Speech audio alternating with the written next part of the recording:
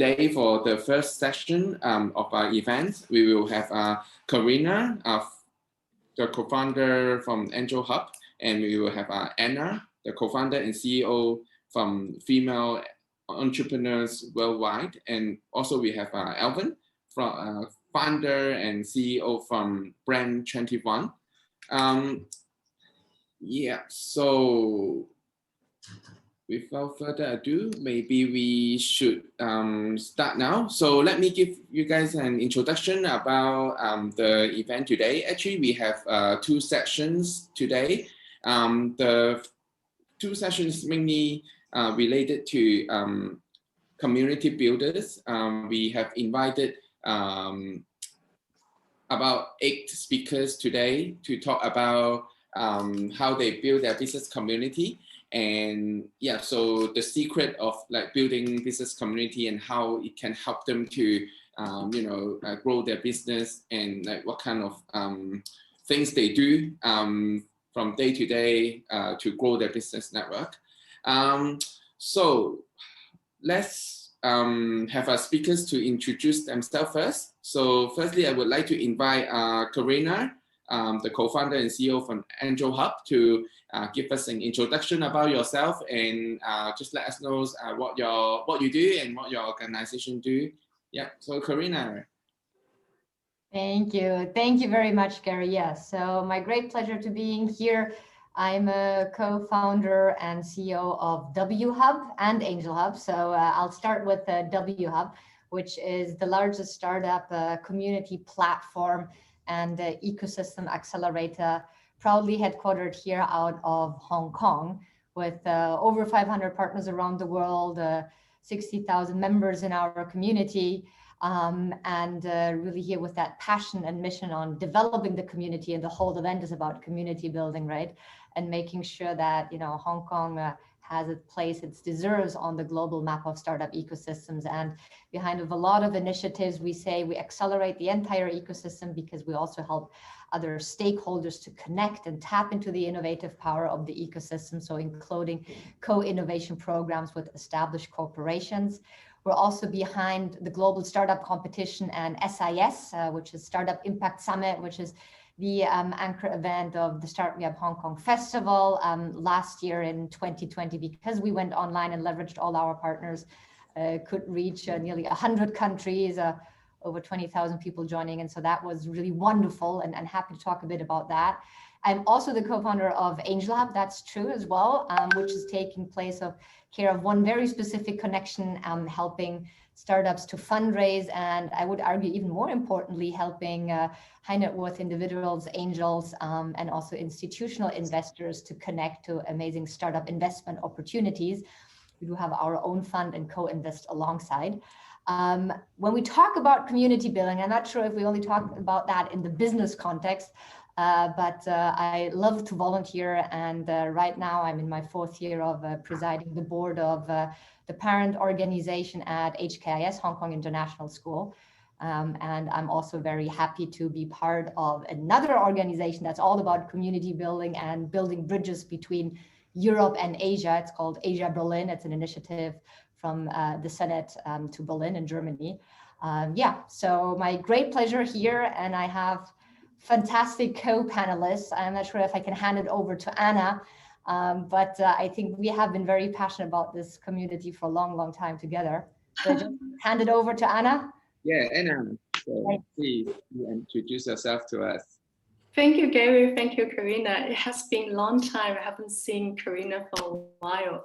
So I'm the co-founder of Female Entrepreneurs Worldwide, FEW or FEW. We are the largest international business platform for female founders and executives.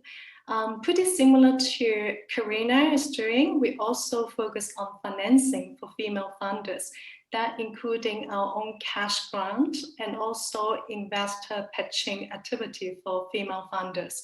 But second, we are pretty famous for our networking sessions and also mentorings. So each member will pair with mentors and advisors online, offline, and separately we also offer business consultations to our members. We have centers in Hong Kong, Singapore, Shanghai, Shenzhen, And we are expanding to different countries using franchising business model. So far we have around like 5 franchisees operating in APAC, including Taiwan, franchisee in Taiwan, Thailand, Vietnam, and Philippines, and also one in Europe, which is headed by the Citibank COO. So pretty excited to be here and would love to learn more about what you guys do and see how we can collaborate later. Okay. Thank you, Gary. Thank you, Anna. So now we pass to Alvin. He's the founder and CEO from Brand21. Alvin, please do introduce yourself to us. Yes, yeah. So first of all, good afternoon to everyone. So as per, we'd like to actually take this advantage to thank Gary for arranging this very good initiative for getting to know everyone across the world. So my name is Alvin. I'm the founder and CEO of Brand21 Asia. So we are actually based in Malaysia, and we do have our hub in China. And also lately, we have been working very closely with this Global Chamber of Business Leaders, where I was appointed as the main delegate for the whole Malaysia.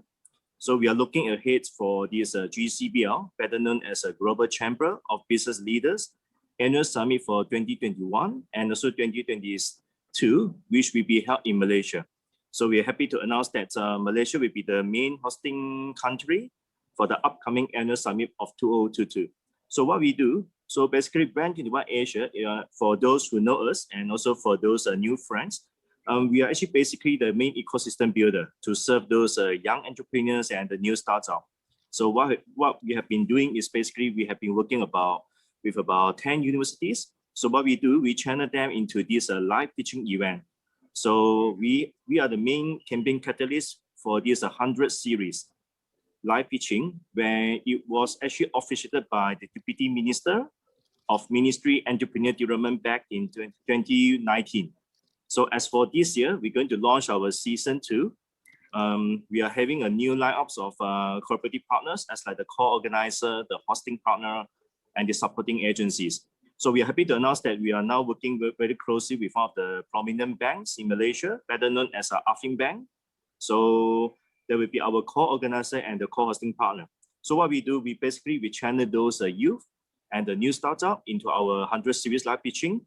And what we do, we connect them to our ecosystem resources as like equity crowdfunding, as like a media, branding, PR, as well as some of the resources that we can able to channel to them. So this is what we do in Malaysia. As for China, what we do, we basically run this Malaysia Pavilion. It's more into halal, as well as a cultural pavilion. So this year ahead, we're going to launch another 2 events, in Qinghai province, which is our stronghold in China. So our JV partner is known as a Haihong Group, one of the largest township developer and also the largest taxpayer in China. So we are building our Malaysia Pavilion, known as a 100 series pavilion. So hopefully we can channel more brands and also those cultural resources from around the world, especially from Malaysia and also across the world into Qinghai province. So this is what we do. Thank you so much. So thank you, Alvin. So I guess the first question I would like to ask you guys is what make you guys start this community? So it won't happen suddenly. I mean, building a community is difficult. So what made you guys start this community at the first place? Maybe we go to Karena first. Yeah, so for those who know our logo, know our hashtag, which is called Startup Passion. And that's actually what it is in one word, really our passion for startups and the ecosystem here. So we started WHub back then in 2013, where arguably the Hong Kong startup ecosystem was relatively small. At that time, you could really count the existing co-working spaces with 2 hands, maybe even just with 1 hand actually. And we had friends that were pretty much involved and at that point in time struggling to scale their companies, mainly because they were lacking to recruit talent. So as I think any entrepreneur starts out with a problem statement that you connect very personally with, and you throw some hypothesis out there and start seeing if you can build a solution that gets some traction and can make a difference. So it really started out like that. WHub was a job recruiting platform. And from there really understood all other different pain points that entrepreneurs and startups face, including visibility. So the media angle became very critical quickly on. And for us, establishing white papers. So at this point in time, still we regularly update our general white paper, the fintech specific white paper, and we also issued the very first GBA, so Greater Bay Area Startup Ecosystem white paper. So it was really about that. And sometimes people ask me, I used to work 15 years for Procter & Gamble, and said like, oh, wow, so how did you actually make that move from a corporate career to, becoming a community builder, then building a whole business around being a power connector and ecosystem accelerator, and then, a fundraising platform with AngelHub, going all the way to get the very first and still only SFC license for that. So, and I said, you know what, which comes back to your question, Gary, it's actually the changeover was very smooth. So first of all, I'm not very risk taking, and I'm not very brave. So I didn't wake up one morning and said I throw everything overboard. It really started with this passion and the purpose driven kind of like mindset that always resonated. And I always stayed, arguably coming from P&G, where we said our purpose overall was to improve people's lives. I just felt it was so much meaningful to help startups. And again, at the beginning was just founder friends, to help them recruit, to help them build their team and find the right talent to bring their solution to the next level. So actually I went on a sabbatical, to be precise, on 2 sabbaticals before I really made the total jump. But yeah, that's really how it started. And I think you have some other questions lined up afterwards on what keeps you going, but I think pretty much the main reason why you started, it's because you just feel a huge satisfaction out of being able to make an impact. Yeah, thank you, Karena. That's very good to understand how you start this community. So now we go to Anna. Anna, can you tell us your story, how you started this community? Okay, so my story is really simple. That it's so natural to me that I want to be a business owner. Since young, I look up to my parents because they are running a pretty good, sizable business. And then when I got my first job, I was working for a local big family. I was thinking how they build a business from scratch, 0 to 1.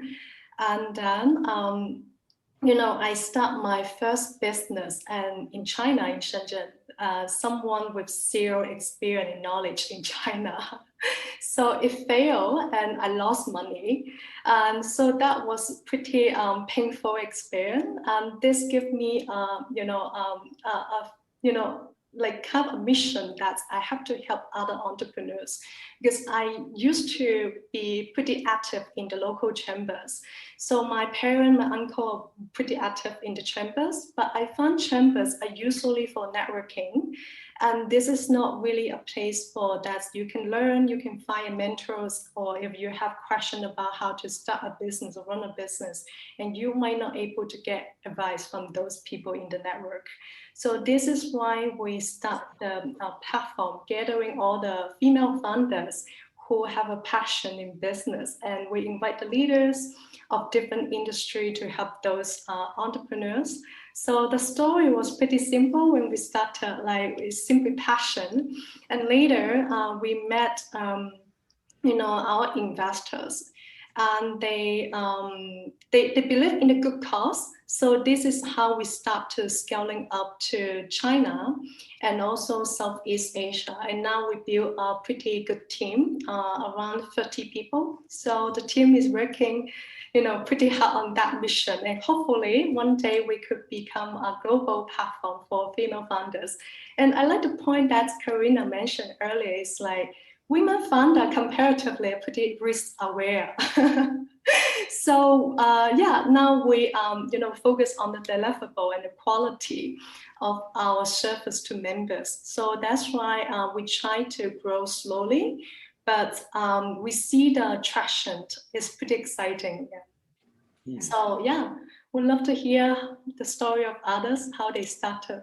Yeah, thank you. And so now we pass to Alvin. Alvin, could you let us know about your story? Yes. So I think my story is pretty much the same as like what Anna shared. I started young when I was merely 23 years old. Yeah, back in 2004. So guess everyone know my age for now. So when you started young, you tend to go through all those tough cycle, and also sometimes somehow or other you may be that cheated, yeah, or maybe being taken advantage by those that you trusted.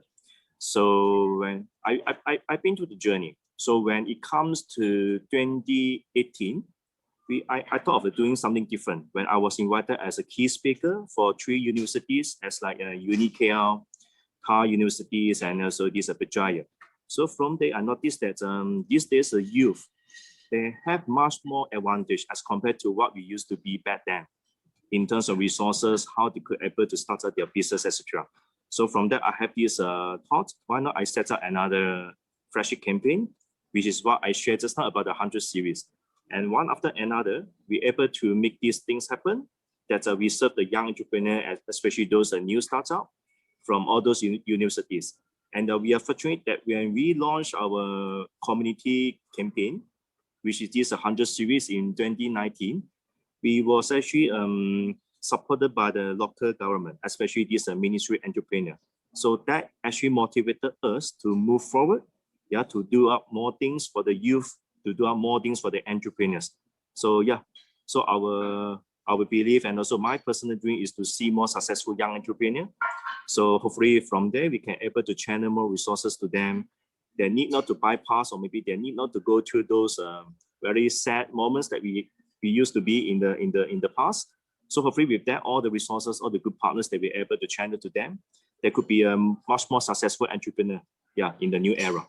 So this is my story. Yeah. Yeah, thank you, Alvin. Yes. So I guess the next question I will ask the panelists is why is community important? Especially during COVID-19, people are unable to travel. People prefer to stay home, doing home office. Does it actually make business community more important than before the COVID-19? So so I would like to firstly ask Karena about that. Do you think it actually helps your members to especially during the COVID, does it help them to do more business or help them to overcome the current situation? Yeah, I think there are several questions actually in one. Let me maybe try to cluster my answer into different buckets. I think the first question is about community and why do we feel the need or the benefits of belonging to a community. And I'd like to start with somebody that we respect very much in the company called Simon Sinek. And that's actually the very reason why WHub is called WHub. The W stands for starting with why. And Simon did that very impressive talk about the golden circle and about, talking purpose-driven companies and that you love to associate yourself with people who have the same beliefs, the same mission, the same crusade. So I think obviously that sense of belonging is something very, very strong. And I think if you put that particularly in the tech and startup scene, and again, just think about back in 2013, where we have been a very small community here. We have scaled significantly. And I always say I'm very proud, and I have to say it again, that we have given birth to 9 unicorns here in Hong Kong, and now, catapulted ourselves way ahead of any other, hub that we were looking up to before. Anyway, so that the point was, particularly as a startup, right, where it starts off with 1 founder, 2 co-founders, 3 co-founders, or a small team, the journey is quite lonely. And it's interesting also when we connect with corporates that think that, to bring an innovative spirit into the company, they have to break down walls and create co-working space to make it fancy and, eat pizza and sit there in hoodies. I always say that, well, the reason why, co-working spaces exist is we're actually out of scarcity, right? So you can be part of a community, and if you itself in your team, you only have a hustler and a hipster, but you have nobody who's writing the code in a co-working space, you can get that help from somebody sitting next to you, or you grow and then you can borrow or share resources on design or whatsoever. So again, that sense of belonging and community at the very early beginning, also always nascent, is that it's just about sharing resources and also again sharing know-how, sharing experience, and sometimes that social connection. So if you're working in a company with 100 or 1,000 employees, it's always easy to find somebody to go to lunch with.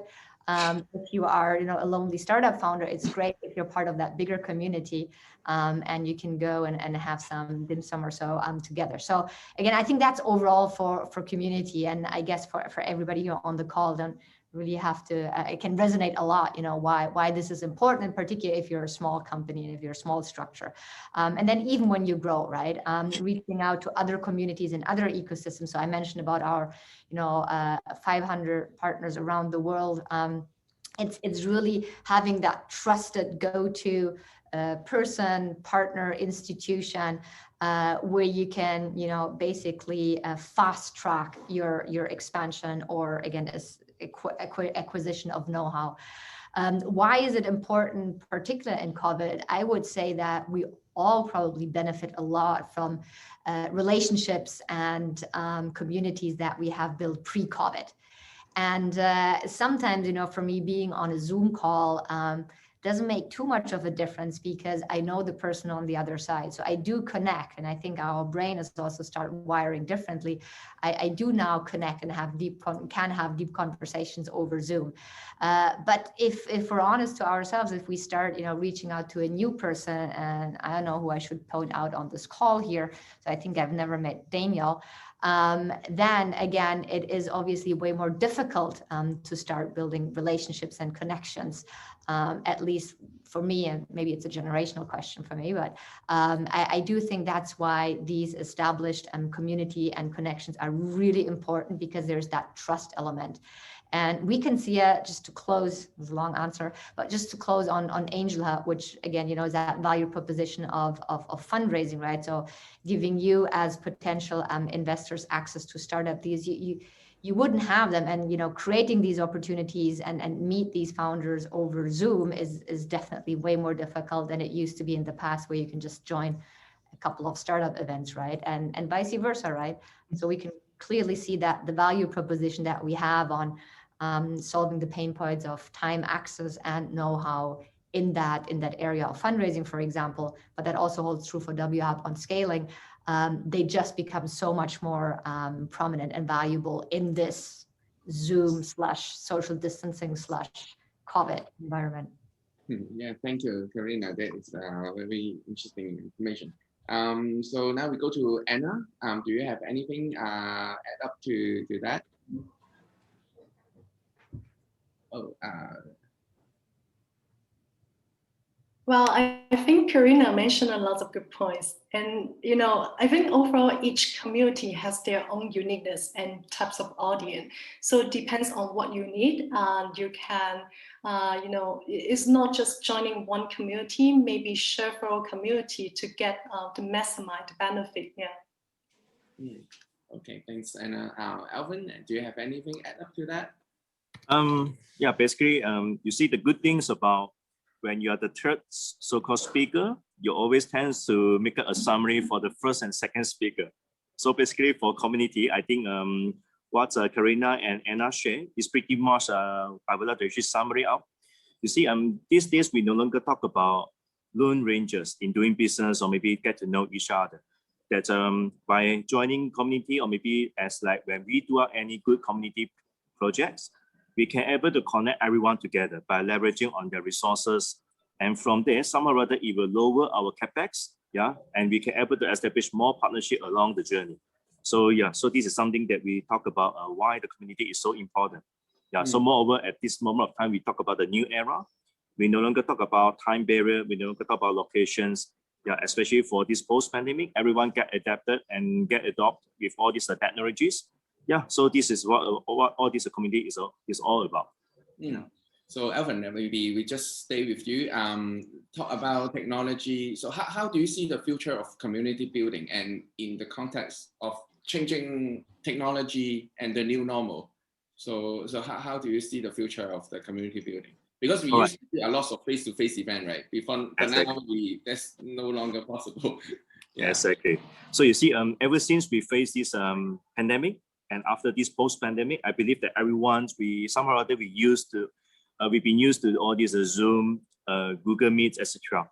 So like for myself, as a business owner, in the past, we often come across our staff or maybe our HOD.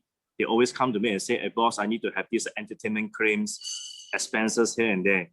And also sometimes it's quite hard for us to monitor and to manage their timetable. As like, okay, we need to know who are they meeting up, what could be the outcome, what are the main big agenda.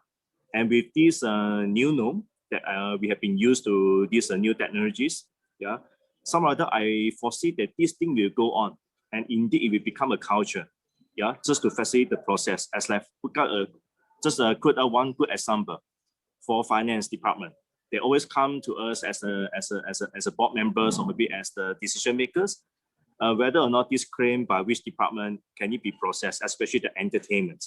So with this new technologies, especially using all this teleconferencing or maybe all this online meetup communication tool, somehow or other it will lower down the entire budget, as the costing factor no longer the key issue to the organizations. Because first, we no longer need to meet up or maybe meet up so many people on the physical side, but everything can be shortened.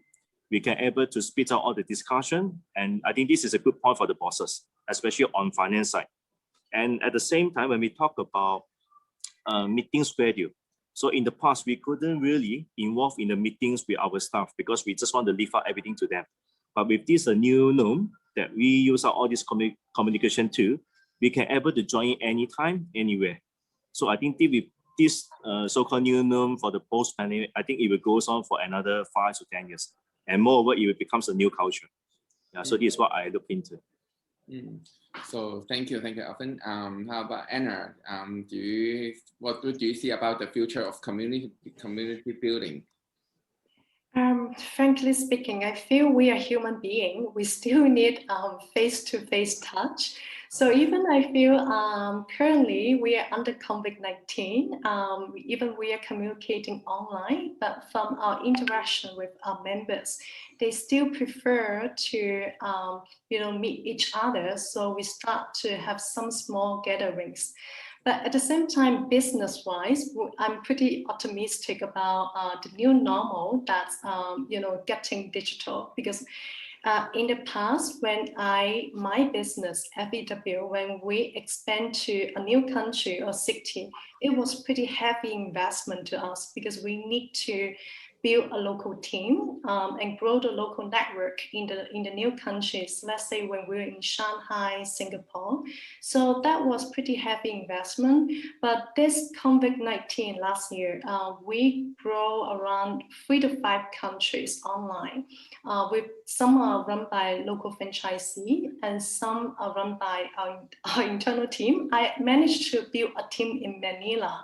So it's really interesting to see that the change of the consumer behavior due to COVID-19, and it helped us to sell the product online. So it really helped us to build a bigger community due to the change of the new behavior. So I'm pretty optimistic.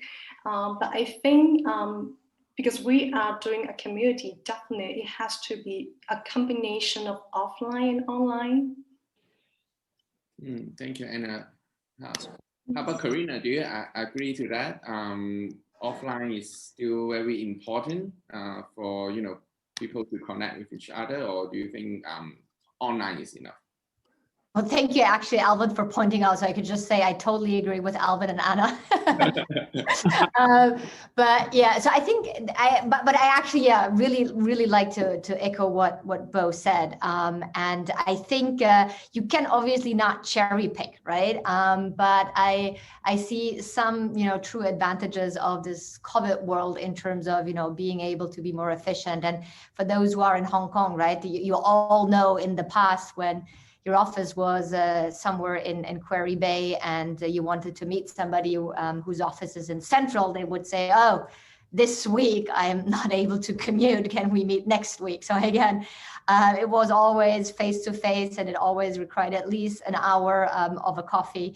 That's where my coffee addiction came from. So now the fact that you can say, why don't we just hop on a 15-minute Zoom call and then explore and then see how we move on? So that's not impolite anymore. So again, that is a huge advantage. Now, to your point, for those who know me, I love what I do because it involves meeting people, and I definitely miss also that face-to-face connection, particularly, for those where you want to then, go deeper in the relationships and build partnerships. So my point is, I hope moving forward, it is okay now to cherry pick, and nobody will feel offended anymore if you say, well, why don't we first hop on a call and see and evaluate if there is an opportunity to go deeper in the partnership and then follow on. So back to that. But again, I think what is really interesting is we see that the hybrid setup is something that I think we can really, really leverage.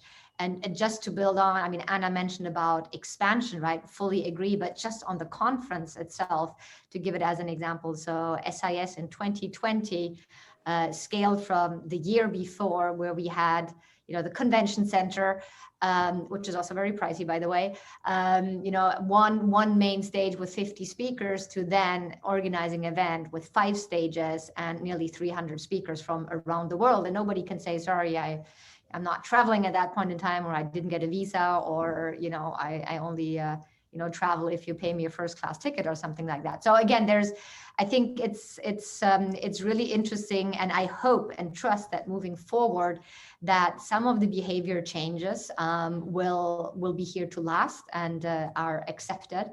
And some of them hopefully obviously can revert back to a normal situation where we can meet face to face, because on some fundamental things, maybe to add maybe a little bit of additional perspective, is when it comes to trust, right? When it comes to establishing longer term relationships, I have not yet seen this happening as easily over Zoom than it did, over the past one meeting face to face.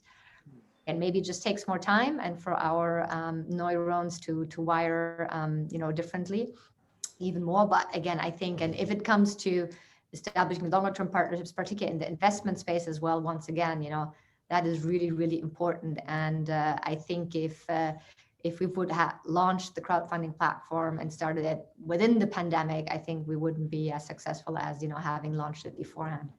Yeah, thank you, Karena. That's very good to know that information. Okay, so the next question I would like to ask you guys is, could you guys share some tips on how you build a community, like how you make your members stick in your community? You need to do lots of different things, and there's a lot of different community out there. So how do you make your members stay at your community? Like what kind of things you do? Do you need to do a lot of events, or like yourself, you are providing more services to your members? And so do you have any tips on like how you build up the community, how to make it grow as big as what you're doing now? Maybe Karena or Anna We first? start with Anna first. Okay, this time we go with Anna first. I would love to answer that question because I feel it's quite relevant to my experience. I used to work for a tycoon, a big family here in Hong Kong, and I realized one thing, that the resources are controlled by the authority. So they usually have a small circle for doing business. And I was thinking, why, if one day, like young entrepreneur want to start a business, you might not have much chance to get into that circle because much of the resources are controlled by them. So I was thinking like how you can, bridge the gap for young entrepreneurs and those successful people. So this is where we come in, because I believe that those successful leaders should give back to the community who are aspiring and who want to achieve something, who want to make a changes in the world. So this is why we start to, inviting those successful leaders to be a mentor to the younger generation. So that's why one of the strong reasons the members stick with us, because we managed to pair them with those successful leaders. I think that is one of the core reasons. And second is, at the end of the day, if you want people to stick with you, it's always about value. So we always try to figure out like what are the core value we are delivering to the members. And sometimes your customer or your audience have different needs. So we try to develop a product that we can solve their problems. So so far we focus on capital, and then a powerful network. So we try to, in terms of network, we try to top down, like this is one of strategy. So we try to link up all the core influential people in each country or city and using their resources to help the younger entrepreneurs. So let's say here in Hong Kong, let's say it's like a country, it's like a city with controlled by the developers, right? So we managed to get the developer to put out like a cash grant to help those younger entrepreneurs. And second, we also, have different resources that's connecting them to those leaders. So this is one of the ways we help entrepreneurs to get stick to our platform. So so far, like we are, because of the COVID-19, we are moving from offline to online. So that is the phase 2. We are trying to, learn more about the new economy and see the value. So at the end of the day, to me, I feel it's the value.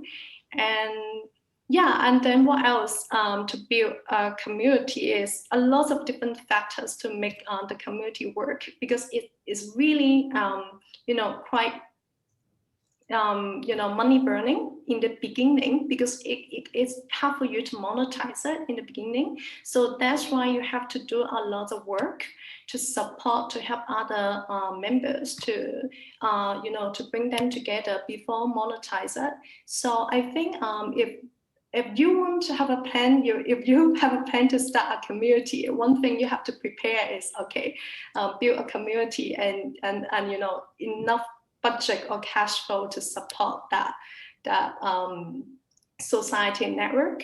And second is something we are learning now is the formats of communicating to the members. We tried the video, audio, graphics, and offline events. So I think the format of the business community is pretty important. So you have to find out which format is a best fit to you, because so far, like there are different type of the influencers, building the community. Some are audio, like Clubhouse, video, YouTubers, content like LinkedIn influencers. So really have to figure out what type of the formats that you enjoy and feel comfortable with. So far, when FEW started, we are really well known for offline events, and now we are moving online to video. So that is the second challenges we are facing. So we are also trying to figure out if this is the value our members want to see. Yeah. So thanks, Gary. Yeah, thanks, Anna. Yeah, at our community, we are also facing this kind of from moving offline to online is quite difficult. So we are still thinking way to doing it. So how about now pass to Alvin? Please share your tips on building your community to us. So basically, yeah, as one of the ecosystem builder and the campaign catalyst for the community-driven campaigns in Malaysia and also across in China. So I learned and some other I mastered the tips as like simple. We make it as an engagement. So how do we get those members to be more engaged in terms of contributions, in terms of interactions? Because sometimes when we build community, it's easy. Yeah, building a community, getting people to join is easy, but getting them to contribute and to be engaged is somewhat is challenging. What's more, when we have this post-pandemic, we couldn't even meet up. So the only thing that we can do is to identify any good business opportunities, and we connect those right parties across our community. So this is what I talk about, the engagement. And as part of for the members, I think the self-involvement is another success factor. Yeah. So in order to get them to be involved, yeah. In the past, we often have all these gathering as the retreat to all these ecotourism resort, very luxurious high tea, or maybe just a buffet dinner. So these days, I think it's more into identify the right opportunities. Then we channel that to our own community members. So hopefully that all those members that they are within these identified projects or maybe identified business that could establish more business partnership. Yeah, so this is all community is all about. Yeah, so this is what I would love to share. Yeah, so I'll pass down to Karena. Yeah, Karena, please share your tips on how you build your community. Yeah, thank you. And I would definitely agree with what Anna mentioned in terms about value, right? So obviously it's very important that people get a benefit out of it. And I think what is interesting though, what I would add on with value is, I guess Maslow applies here as well. And value can be very hands-on, cost saving or tips to improve your top line or skill set or know-how experience for your business. But also, value can go even up to kind of like satisfactory, more emotional values on, Anna mentioned about established, successful people giving back to the community by being mentors or speakers or role models and vice versa, at any given stage, for you just working hours or sharing information, on a voluntary basis is somehow getting a satisfaction again on being able to influence and motivate or impact others. So I definitely agree on that. I would say what I can see is what is really important, and I'm coming back to Simon and being purpose driven. So I think you derive this value on uniting behind a same crusade, mission, purpose. Sometimes when you start establishing a community and you have a bit that underdog, kind of a status, it does help because it just unites everyone, right? So again, I'm thinking back 2013 is like, there's no reason why Hong Kong shouldn't play a major role in the global map of startup ecosystems. Or again, back then in 2017-18, where we said there's no reason why equity crowdfunding shouldn't exist here. And contrary, we have a lot of great earlier stage and later stage, not even talking about our amazing CsuiteXchange, but what about all that part in between? So again, there's this little bit that we have a crusade, we have a mission, we're going to change the world, let's unite. I think what I really find interesting is though that the lines between, communities, ecosystems, as we call them, very often in the startup scene, or even corporations, doesn't really change, right? It's all about, providing value and benefit. People want to come because they feel good by being with you. It's about purpose, right? You want to achieve something.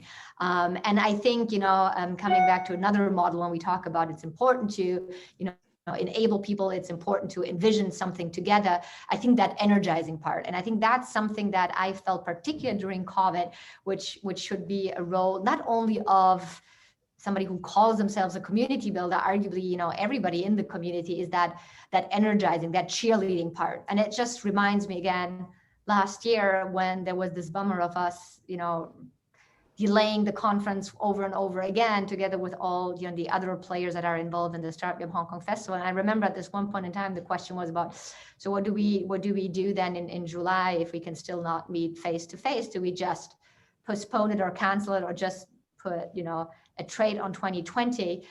And we said, no, in contrary, it's great. We're a startup community. We're supposed to be tech and innovative. We thrive in a situation of crisis, and B, a situation that requires us all to leverage technology and be online. And sometimes you just have to have that courage on on being a bit the cheerleader, on being the person who says we can do this, and be a bit crazy and just rally everybody around you. And again, I think that's arguably the role of everybody, part of the community. But I think that's where it's also great, you know, when you have somebody that else in the community resonates and says, oh yeah, true, come on, we can do this all together. And I think that's an element I would add to what Alvin and Anna already mentioned. Yes, thanks Karina, and thanks Alvin and Anna for that information. And yes, there's one more question that I would like to ask you guys is about the social media. Because I'm not sure about you guys, social media is quite important for me when you know, finding new members or connect members. So I used to just use LinkedIn, and then now there are so many new social media coming up. We have Clubhouse very recently, and I'm still trying to understand how to use it. And yeah, just wondering what kind of like social medias are you guys using, and which one you guys think is the best? And do you think is a good idea to just use the social media or create something yourself? So what do you guys think? Maybe we go back to Anna first. Yeah, I frankly speaking, I have the same questions. You know, Clubhouse was so popular recently. I was actually the first batch of the user, and I was introduced by a friend in the US. But I'm not really an audio person, so that's why I didn't, you know, attend much on the event. But I'm trying to say, like I mentioned earlier, we have to choose a social media that we feel comfortable, right? I'm more like a person who like to write. I like writing. So I might prefer, you know, if I have free time, I prefer using LinkedIn. But unfortunately, I don't have much time. So my strategy is actually having my team and my internal team, and also a team of ambassadors to do the online social media. So we have daily event happening online, but I'm not the person in charge. So the girls are you know, so they are so digital native. They are just fresh graduate, but so smart with the technology. So I'm counting on them to run the social media. So far, we have the most followers on Instagram because most of our members in beauty, wellness, and fashion lifestyle. My girls, they have the tactics to run, to recruit and generate a lot of leads on social media, on Instagram. And second, back to myself, I also have a question like, do I have to stay, you know, high profile, low profile? Because I found nowadays the marketing, right? You know, Alvin is Brand 21 Asia. You must be the brand expert. So yeah, I'm looking for like tips on, do you need to be an influencer? Because my style, I used to be in communications. So we make our partners or our client popular, but we always the ones stay at the back. So that is my kind of like my personality trait, but and luckily I have a co-founder. She is very active. Her name is Ines. She's French. And I always pushed her to show her face in the community. And I enjoy doing strategy at the back. So it really depends on who you are and your style, right? When you're choosing the social media. I was thinking to publish a book. Maybe someday, you know, the social media would be content, copywriting, yeah, for myself. Not audio and video. Yeah, thank you, Anna. So how about you, Alvin? So what kind of social media are you using? All right. Just like everyone here, I think I'm more into LinkedIn, yeah, because it's quite easy to connect to those like-minded individuals. And beside business, yeah, I think my personal preferences will be just Facebook and also Instagram, where I categorize both of these Facebook and Instagram into two different purposes. As like early morning, when I woke up, I would just switch on to this IG, just to check out all those nice pictures. Because you see, when we connect to IG, the moment you like one post, as like, because I believe that we might not have any Muslim friends here, but if yes, sorry to say that, because I'm the dog lovers. So you see, when we connect to one post, as like you're talking about a golden retriever. So every morning I tend to go to the wall, yeah, particularly with the post with all the beautiful dogs. Yeah, so this is about IG. So I think IG is more into personal lifestyle. As for FB, I think it's more into keeping updated with all the close friends, yeah, family and relative updates. Because sometimes they will be like posting pictures of foods, of restaurants, of beautiful places that they have been visited. So yeah, so as for me, I think if I were to compare LinkedIn, IG, Facebook, I think I'm more into this LinkedIn, because that's aligned with our business objective and also what we do for the community. Yeah, so I think now we should have Karena to share a little bit. Yes, Karena. Yeah, I just want to be a bit provocative and say, are you asking about social media platforms or advertising platforms as well? But I'll stop my rant on Facebook and others. So I think you guys already said it, right, in the sense that it really depends who you're targeting. It's very interesting. I mean, obviously on WHub, where we target not only the startups, but also the talent for recruiting, but also the corporates. For co-innovation programs, also, you know, government organization, accelerator, I mean, basically the entire ecosystem, right, to help connect, you have to be on all of them. And then you add the generational gaps. So some people, particularly, you know, the younger ones, they're definitely not on Facebook anymore. They're on Instagram and Snapchat and whatsoever. And obviously on AngelHub, also the investor side, and even also when it goes to promoting and getting out to more, you know, corporate leaders, LinkedIn is definitely very, very effective. But again, the question is really about, is it advertising or more push, or is it really social? And, you know, WhatsApp, Slack, Clubhouse, etc., are, you know, definitely way more social, or way more two ways rather than one way. I find it just very, very interesting that you get very different leads, very different feedback, very different traction, depending on the messaging and the platform that you use. I actually realized at one point in time that I was not on Clubhouse, right? That I was actually also streaming video. So sometimes you just have to make sure that you remember that, because one of the advantages of Clubhouse is that there is no camera, right?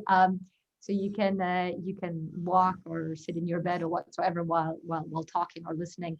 And I find it also intriguing to see that different media really also stimulates different senses, and you really get different learnings out of it. So, which means if your business is really there on trying to be with the community and the entire community all the time, you cannot really pick and choose. You just have to be there, and you just have to ensure that the right messaging to the right audience of that specific platform that you're using and leveraging is really in sync. Yeah, thank you, Karena. So we still have a few minutes. Maybe we can. So we have some questions from the audience. So one of the questions is, what are the biggest challenge that you encounter during this pandemic? So, Alvin, do you want to go first? All right. Biggest challenges during the pandemic. Yeah. All right. I believe it applies the same to everyone. Yeah, business slowdown, and we've been so boring just to get stuck at home. So yeah, so I believe that now everything's gradually recovered. So I believe that we start to back to the old norms, and also partially get to the new norm. So I think we'll be the mixtures of a different lifestyle in terms of personal or maybe in terms of business. So I think the biggest challenges, no matter regardless whether we are facing this pandemic or not, I think it's always about how we build our rapport, yeah, within the community, how we get things move forward, yeah, in terms of a business expansion, in terms of scalability, in terms of sustainability. Because these days we talk about community is no longer talk about just within a particular country, but we are talking about globalizations. So I believe that with the initiative by Karena, Gary, and also Anna, yeah, so just hope that regardless of whatever challenges that we face, we could always have all the good friends here, just to build up more rapport with each other, yeah, expand our business outreach with more initiative together. So I believe that this thing ahead, yeah, we could actually face and also to encounter any challenges that we come across, be able to get through. Yeah, so this is my kind sharing. Yeah. Yeah, thank you, Alvin. How about you, Anna? What was your biggest challenge during this pandemic? Frankly speaking, definitely it's the business. We used to build the business offline, and we signed several companies like as client. But due to the COVID-19, we have to postpone the project from 2020 to 2021 this year. So we'll see. I think that is the challenge, because when your product was more for offline, you need face-to-face meeting, and now things changed. You have to recreate your product again. So that was one of the biggest challenges. And second is, I was a bit optimistic, so we have pretty good sizable team, and which means you have to pay the bills. So that's the stress. So you have to figure out what other revenue stream that you can, the team can work on, right? Or the project team can work on. So I think, so the learning, the lesson we learn is to respond to the market faster, and also introduce the strategies, and also product that can fit the needs of the customer or the client that we have on hand. Yeah. So yeah, and then so far it's good.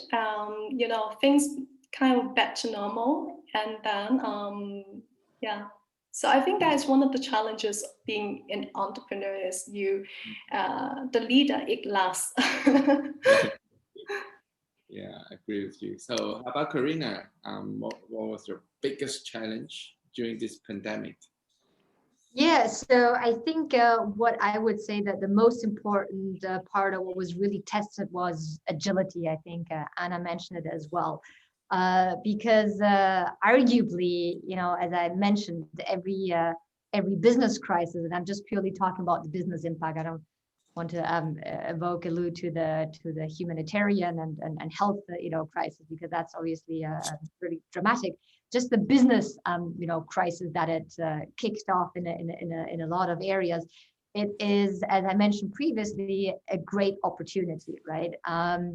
And it's interesting. So if you take the agility to that next level on seizing these opportunities, it actually had several blessings in disguise. So on AngelHub, when I said, we're not only an intermediary crowdfunding platform that connects, but we also invest our own money. Again, if you start assessing companies, you can really assess the agility of the team no better in a real life, business environment and crisis. And we had companies that, clearly fell into that bucket of raising now growth capital, because Anna, I think, also mentioned it, the fact that they were able to expand online, brought their expansion plan from 2 new countries over the next year, 8 new countries over the next year. So again, and then obviously you can seize business opportunities. And I remember when I used to work at Procter & Gamble, changing consumer habits, it took a long time and a lot of marketing dollars. So in that COVID area, a lot of people just became way more digital, technology savvy, trusted. Again, we invested into a gaming company. We're now, every day is a Sunday for gamers and gaming companies. And everybody's stuck behind their computer. So I think that is something, it just really pushed us and reminded us to be agile and to see the opportunities in all of the hardship and all of the craze. Particularly talking about hardship, we just started our soft landing programs, of physically, soft landing companies here. And we have people in the ground in Europe and India, in Israel, and used to have in Shenzhen as well. But we decided very early on to put that on ice, right? So again, it just also, requires you to have the courage to say, this only works in a physical environment. This, on the other hand, might have huge opportunities. So I'll shut things down, or I'll put things on ice, and I'll develop others. So I think that is the overall learning. And with that, one last thing I would add is really making sure that you keep your team motivated and that you keep the trust with your team, because of course you can be crazy and fearless and say, well, we got to do that, but it's important that you bring everybody with you. And when everybody's going through hardship, and sometimes, you know, personal hardship and with their families, again, I think that pushes us all to the extremes and trying to see how we can keep everybody's motivation up. Thank you, Karena. That's very good information for members. So that is for all our time for session 1 for today. So thank you, Karena. Thank you, Anna. Thank you, Alvin, for sharing your story with us. And yeah, so